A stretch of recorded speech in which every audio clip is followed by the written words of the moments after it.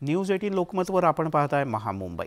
बुलेटिनच्या सुरुवातीला मुंबईमध्ये घर खरेदी करणाऱ्यांसाठी एक महत्त्वाची बातमी। एकीकडे सिडकोमध्ये म्हणजे नवी मुंबईत घर खरेदी करण्याचा तुमचा विचार असेल तर तुम्हाला थोडासं खिशाला अधिक कात्री लावावी लागेल, पण मुंबई आणि उपनगर परिसरात मात्र म्हाडानं उत्पन्न मर्यादेत बदल केल्यानं घर घेणं काहीसं सुखकर होणार आहे। त्यामुळे सिडकोचं घर काहीसं महागणार आहे, तर म्हाडाकडून मात्र थोडासा दिलासा मिळाला आहे।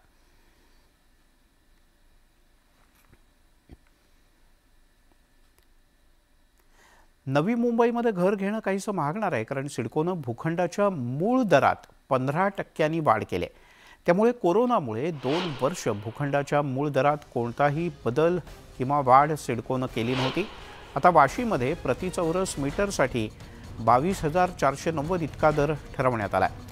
या नवीन दरामुळे 1 एप्रिल 2022 ते 31 मार्च 2023 या कालावधीसाठी नवी मुंबईत घर घेणं काहीसं महाग होणार आहे।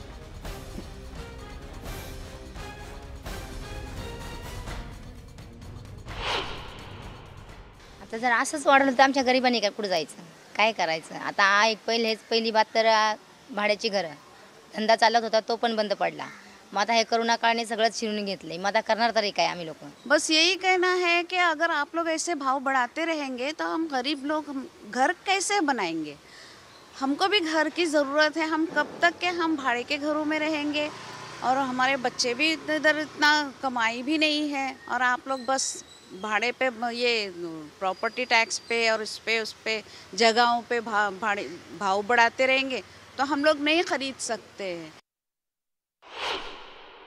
मला असं वाटतं की CIDCO should work as a regulator, price regulator for market.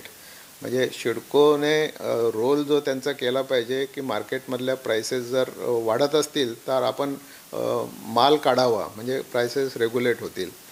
आणि कॉमन माणसासाठी सिडको बनलेली आहे। CIDCO is not a profit making organisation. मुंबईला एखाद्या सर्वसामान्य माणसाला घर घ्यायचं आहे, ठाण्यातल्या एखाद्या सर्वसामान्य माणसाला ठाण्यात घर घ्यायचं आहे, तर नवी मुंबईतल्या देखील नागरिकांना सर्वसामान्य माणसाला घर घेण्याचा अधिकार नाही का? त्यामुळे ही 15% केलेली वाढ ही नवी मुंबईतल्या नागरिकांना, ज्यांना आपलं स्वतःचं घर नवी मुंबई शहरामध्ये घ्यायचं आहे, ती धुळीस मिळणारी ठरणार आहे। पण मुंबईत मात्र म्हाडानं वेगळा निर्णय घेतलाय। म्हाडाच्या घरांसाठी काढण्यात येणाऱ्या सोडतीच्या उत्पन्न मर्यादेतल्या त्रुटी दूर करण्यात आल्या। राज्य सरकारनं नवीन उत्पन्न मर्यादा लागू केली असून अत्यल्प, अल्प आणि मध्यम गटासाठी किमान उत्पन्नाची मर्यादा ठेवण्यात आलेली नाही। त्यामुळे आता अत्यल्प गटातील इच्छुक अल्प आणि मध्यम तसंच उच्च अशा 4ही गटात अर्ज करू शकेल। त्याच वेळेला अल्प गटातील इच्छुक मध्यम आणि उच्च गटासाठी सुद्धा अर्ज करेल। उच्च गटासाठी कमाल मर्यादा ठेवण्यात आलेली नाही।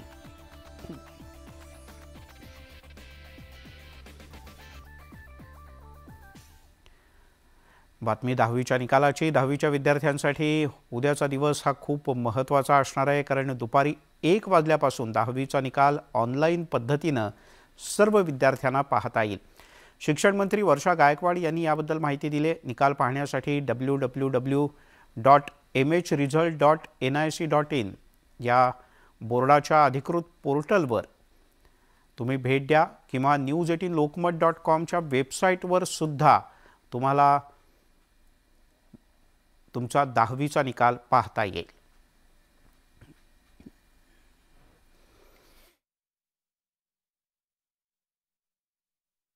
इयत्ता 10वीचा जो निकाल आहे तो दिनांक 17 जून 2022च्या दुपारी 1 वाजता लागणार आहे। खालील दिलेल्या विविध वेबसाईटच्या माध्यमातून आपण आपला निकाल पाहू शकता।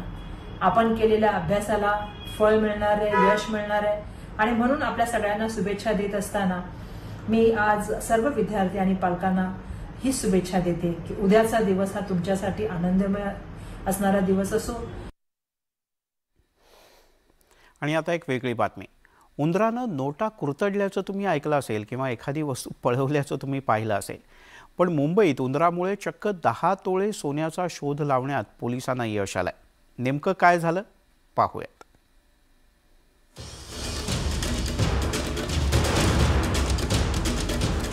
वडापाव सोबत दिले सोन्याचे दागिने।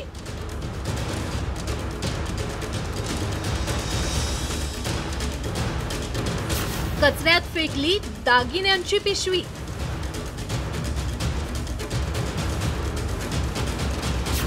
उंदरामुळे लागला 10 तोळे सोन्याचा शोध।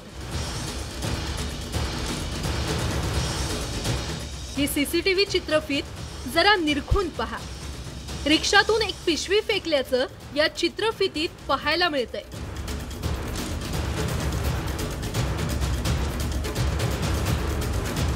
खरे तर अवघ्या काही सेकंदाची ही चित्रफीत आहे, पण याच चित्रफितीमुळे तब्बल 10 लाख रुपये किमतीचे सोन्याचे दागिने शोधण्यात पोलिसांना यश आले।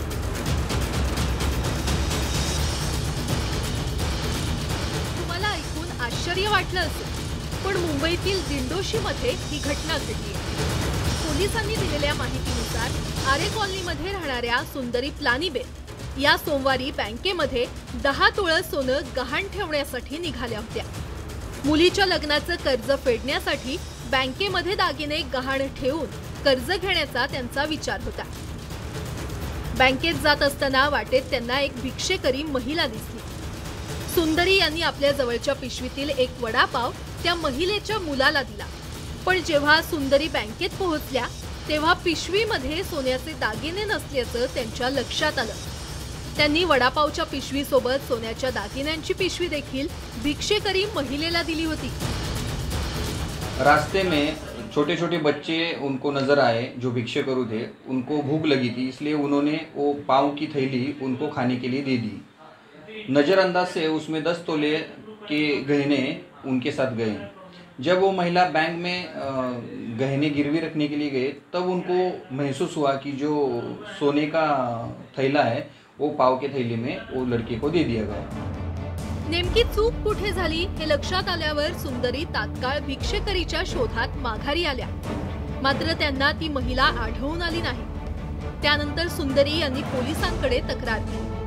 पोलिसांनी भिक्षेकरी महिलेचा शोध घेऊन विचारपूस केल्यानंतर त्या पिशवीची माहिती मिळाली। एक सीसीटीवी फुटेज चेक किया तो उसमें नजर आया कि वो औरत ने रिक्शा में से वो थैला कचरे के ढेर में फेंक दिया था, और निरीक्षण करने के बाद ऐसा दिख गया कि वह जो थैली थी वो चूहे एक गटर में लेके गए।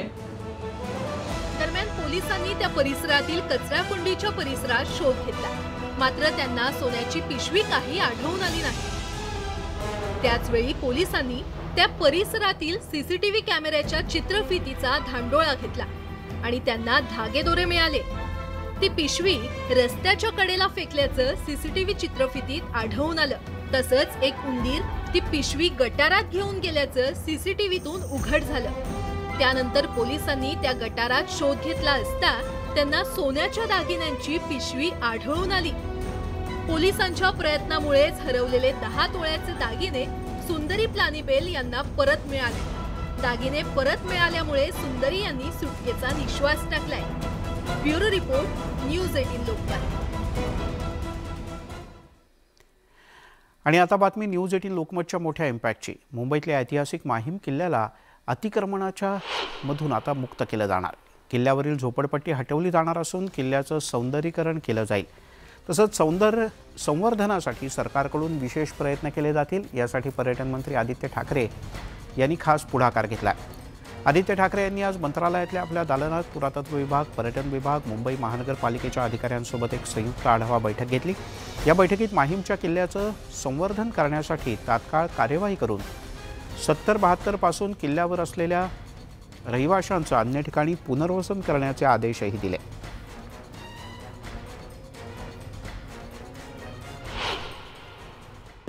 माहीम किल्ल्याचं संवर्धन करण्यात येणार आहे। काही दिवसापूर्वी न्यूज 18 लोकमतनं संपूर्ण माहीम किल्ल्याची अवस्था जी आहे ही दाखवली होती आणि आपल्यासोबत आता पर्यावरण मंत्री आदित्य ठाकरे जी आहेत। खरं तर तुम्ही हा सगळा पुढाकार घेतलेला आहात। काही दिवसांपूर्वी न्यूज 18 लोकमतनं त्या ठिकाणी काय परिस्थिती आहे हे दाखवलं होतं। कशा पद्धतीने आता हे काम असणार आहे? चांगले तुम्ही हे व्हिडिओ केलात, मी ॲक्च्युली थोडं मिस केलं ते, पण गेल्या 1-1.5 वर्षापासून आपण बघत असाल की माहीम बीच जे एकदमच वाईट परिस्थितीत होतं ते पूर्णपणे आपण सँडी बीच म्हणून रेती बंदर जे होतं ते रेती परत आणली तिथे. आधी सगळे बांबू पडलेले असायचे, अनेक कचऱ्याचे ढिगारे असायचे, आता तिथे रेतीचं एक चांगलं बीच झालेलं आहे. तिथे ओपन जिम केलेलं आहे आपण. मागच्या वर्षीपासून आम्ही थोडं प्लॅनिंग करत होतो की माहीम किल्ला तिथे मला वाटतं 267 वगैरे घरं आत आहेत, इन्फॉर्मल होम, झोपड्या, घरं, हे जे काही म्हणा, ते सगळ्यांची काल लॉटरी झाली. त्याच्यात आता पुढचे पावलं अशी आहेत की आम्ही जे थोडं प्लॅनिंग करत होतो की कन्सल्टंट मग कॉन्झर्वेशन आर्किटेक्ट घेऊन त्याचं पहिले एक स्ट्रक्चरल ऑडिट करावं किल्ल्याचं, आणि मग माहीमचा किल्ला आहे, वरणीचा किल्ल्याचं काम सुरू झालेलं आहे, आणि बँड्रफोर्ट, हे तिन्ही किल्ले हे मुंबईच्या ह्या किनाऱ्यासाठी खूप महत्त्वाचे आहेत. टुरिस्टचं अट्रॅक्शन होऊ शकतं, तसंच आर्किओलॉजीच्या दृष्टिकोनातून खूप महत्त्वाचं आहे, कारण ह्याच्या खालती अजून काही लपलेलं आहे का, दडलेलं आहे का, ह्याच्यात लीडर टेक्नॉलॉजी वगैरे वापरून थोडा अभ्यास करून त्याचा आपण पुढे रेस्टोरेशन म्हणजे ऑफकोर्स एक शहराचा वैभव म्हणून ते आपण जपणार.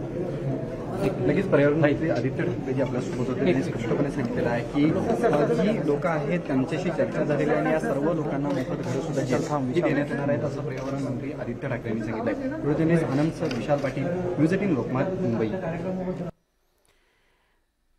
केंद्रीय मंत्री आणि भाजपचे नेते नारायण राणे यांच्या जुहू इथल्या आधीश बंगल्याच्या वादावर न्यायालयानं MCZMA या जिल्हास्तरीय समितीकडे दाद मागण्याचे आदेश दिले. मुंबई महानगरपालिकेनं आधीश बंगल्यात कथितरित्या बेकायदा बांधकाम केल्याप्रकरणी नोटीस बजावली होती. यानंतर पालिकेच्या पथकानं पाहणी केली. या बंगल्याचा वाद मुंबई उच्च न्यायालयातही पोहोचला. बंगल्याची मालकी असलेली कंपनी कालका रिअल इस्टेट आणि संचालक कांता रामचंद्र राणे यांनी मुंबई महापालिकेच्या नोटिसा आणि आदेशांना आव्हान देणारी एक याचिका उच्च न्यायालयात दाखल केली.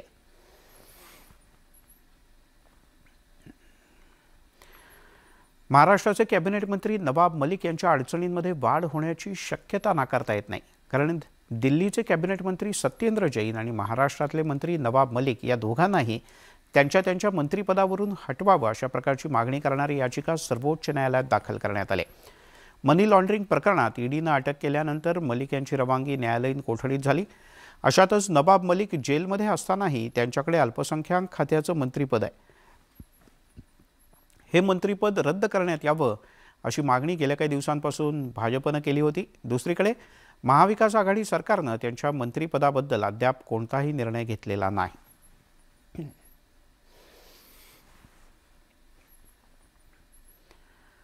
बातमी आहे विधान परिषदेच्या निवडणुकीच्या जय्यत तयारीची, कारण राज्यसभेच्या निवडणुकीत शिवसेना विरुद्ध भाजप असा सामना रंगला होता, ज्यात भाजपच्या पैलवानानं शिवसेनेच्या संजय पवार यांना चितपट केलं. मात्र आता विधान परिषदेचा सामना हा राष्ट्रवादी विरुद्ध भाजप असा रंगण्याची शक्यता आहे. खडसे यांच्या विरोधात भाजपनं विशेष मोर्चे बांधणीला सुरुवात केली. भाजपचे प्रदेशाध्यक्ष चंद्रकांत पाटील यांनी मोठा स्फोट घडवू असं म्हटलं आहे, तर रावसाहेब दानवे यांनी नवा डाव टाकायची भाषा केली. तिकडे राष्ट्रवादीकडून कौशल्य कुणाकडे आहे हे लवकरच कळेल असं म्हणत त्यांनी ही दंड थोपटले.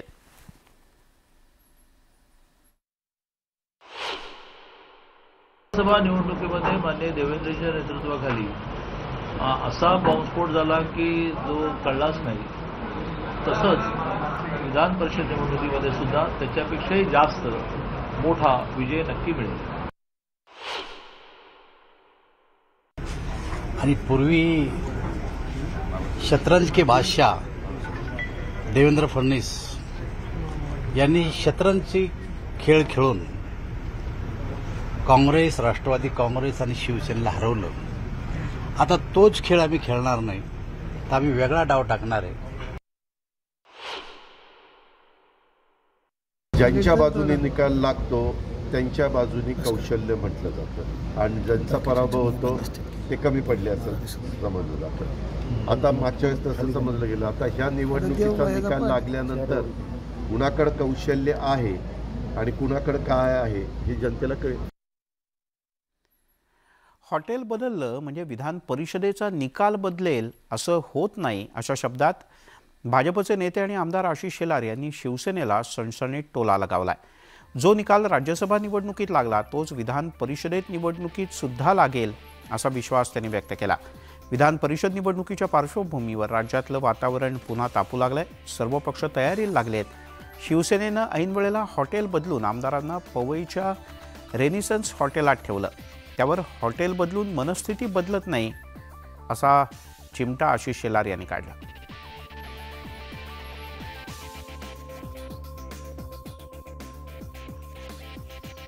महाराष्ट्र विकास आघाडीचा निकाल राज्यसभेत जसा लागला तसाच विधान परिषदेच्या निवडणुकीत लागेल आणि महाराष्ट्र विकास आघाडीचा उमेदवार पराभूत होईल.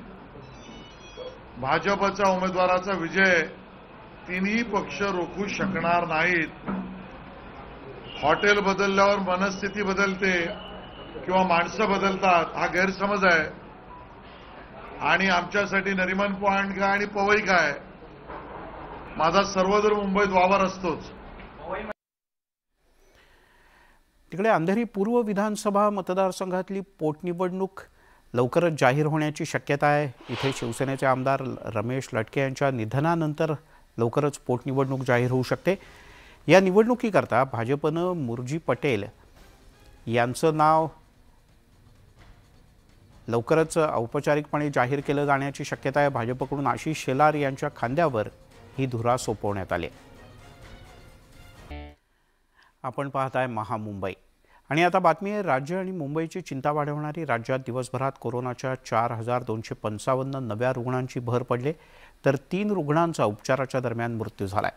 मुंबईतही दिवसभरात 2,366 नवे रुग्ण वाढले आहेत कोरोनाचे.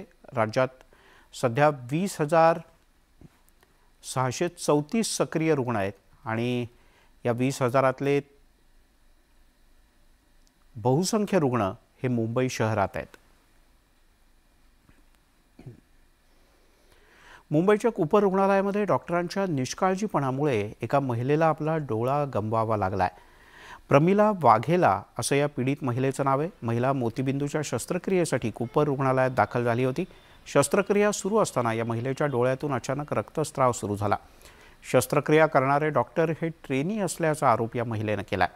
गेलेली दृष्टी परत मिळवून द्यावी आणि नुकसान भरपाई द्यावी अशी मागणी या महिलेनं केली. आपण पाहताय महामुंबई. आता एक धक्कादायक बातमी. आईनं आपल्या 19 वर्षांच्या गतिमंद मुलीची गळा दाबून हत्या केल्याचा धक्कादायक प्रकार समोर आला आहे. अंधेरीमधली ही घटना आहे. विशेष म्हणजे मुलीची हत्या केल्यानंतर या आईनं मुलीच्या आत्महत्येचा बनाव रचला. या प्रकरणी अंधेरी पोलिसांनी हत्येचा गुन्हा दाखल करून आईलाही अटक केली. अंधेरीच्या पारशीवाडा परिसरात ही घटना घडली. 41 वर्षीय महिला अनेक वर्षांपासून आपल्या गतिमंद मुलीसोबत इथे राहत होती. पण मुलीच्या आजारपणाचा खर्च आणि तिची देखभाल या सगळ्यामुळे ती त्रस्त झाली होती आणि यातूनच तिनं आपल्या मुलीची हत्या केली.